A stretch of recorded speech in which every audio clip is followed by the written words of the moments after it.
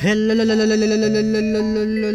Alianians! Welcome back sa panibagong video. Siyempre kami na naman to, ang magjawang lagi nag-aaway pero hindi alam ng lahat. Hello, say hi.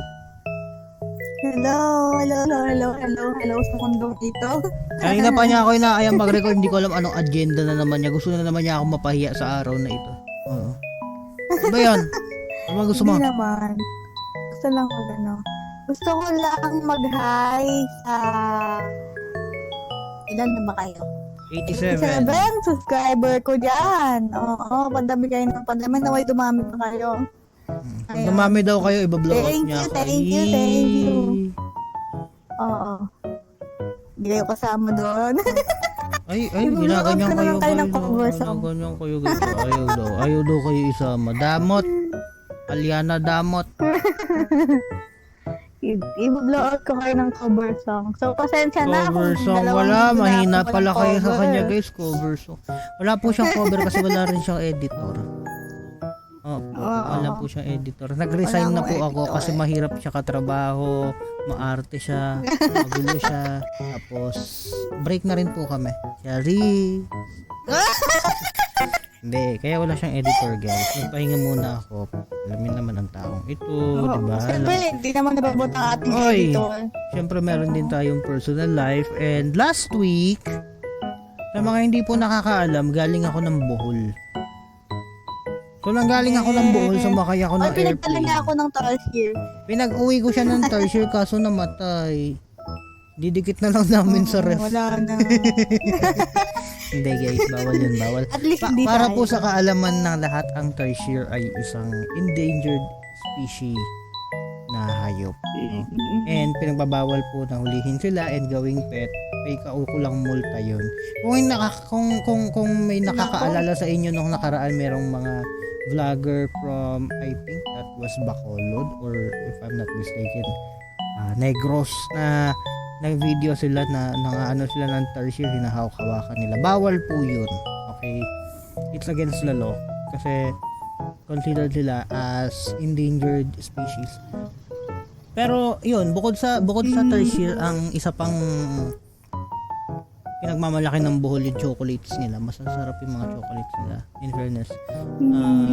Hindi kami nakapag-picture guys sa Chocolate Hills kasi malayo siya dun sa site na pinuntahan namin. And yun, yung pinuntahan kasi namin is isang conference for children and youth with disabilities. So ako ay isa sa mga facilitator doon, kaya walang editor ang Aliana niya. Okay? Pasensya na sa mga naghihintay. Sa mga naghihintay ng covers niya, probably sa 2026 meron na siyang covers. Ay, sorry. Sorry. Hindi. Next week.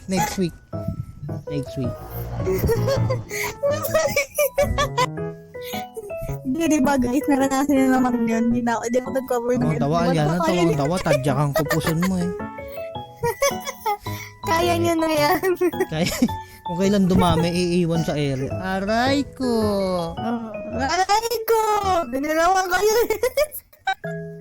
Ayun, gusto lang namin mag-hi sa inyo at gusto namin malaman niyo na buhay pa kami, lalo na ako. Oo. Gusto. Wala na, edit ko pa ba ito? Wag na. Hindi ko na i-edit, no? Just a quick update. Ganun. Just a quick update. At sa mga nagtatanong, magjowa pa rin po kami, huwag kayong mag-alala. Bye-bye! Hindi. Bye-bye! Ano, may sasabihin ka pa eh. Ano yun? Hindi kami break. Mahilig lang kami mag-away niya. Sorry.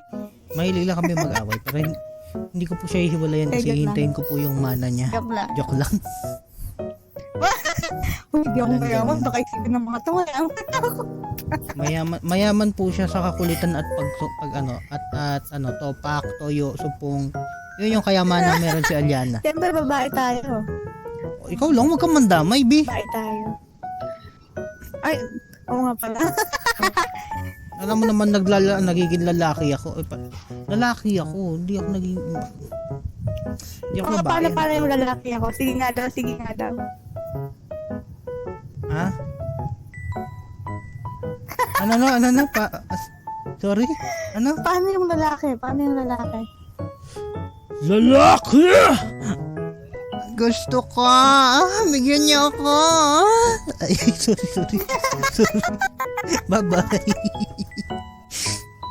Bye-bye, guys.